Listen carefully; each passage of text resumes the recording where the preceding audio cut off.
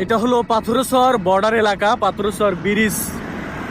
পিছনে হলো পাহাড়, কিন্তু কিচ্ছু দেখা যাইতেছে না। এখন বাজে দুপুর 12টা 12, অথচ দেখেন কুয়াশার কি অবস্থা। এখান থেকে ভিডিও করলে বা ফটো তুললে পিছনের পাহাড়টা স্পষ্ট দেখা যায়, কিন্তু আজকে এত পরিমাণ কুয়াশায় দুপুর বেলাও, যার কারণে কিছু দেখা যাইতেছে না। গতবার শীত ছিল কিন্তু এতটাও না। গতবার শীতের সকালবেলা ভোরে এই পাথরসর ব্রিজে এসে আমি আমার Fun2130 টিম সহ সকলেই কিন্তু এখানে ফানি ভিডিও বানিয়েছিলাম।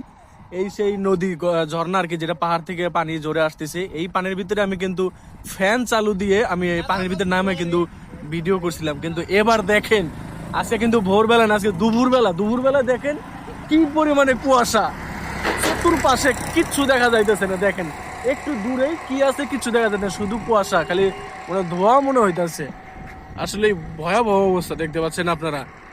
অথচ কিন্তু এখান থেকেই খুব সুন্দরভাবে কিন্তু এই পাহাড়টা দেখা যাইতো, কিন্তু দেখা যাইতেছে না। যারা চেনেন জানেন, তারা বুঝতে পারবেন যে পাথরসর ব্রিজের ভিউটা আসলে কত সুন্দর। এখনো খুব ভালোই লাগতেছে। বৃষ্টি হলো, সরি, বৃষ্টি পড়ছে মনে হয়, বলা যায় আর কি।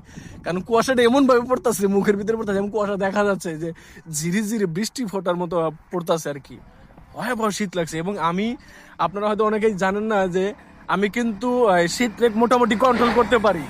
গরম আমার সহ্য হয় না, কিন্তু শীতটা সহ্য হয়। কিন্তু এইবার শীতে আমার কাবু বানা ফেলাইছে, যার কারণে দেখেন যে গলায় গামছা লাগাইছি, আবার এই যে একটা যাই হোক জিন্স শার্ট পরছি আর কি, জ্যাকেট পরছি।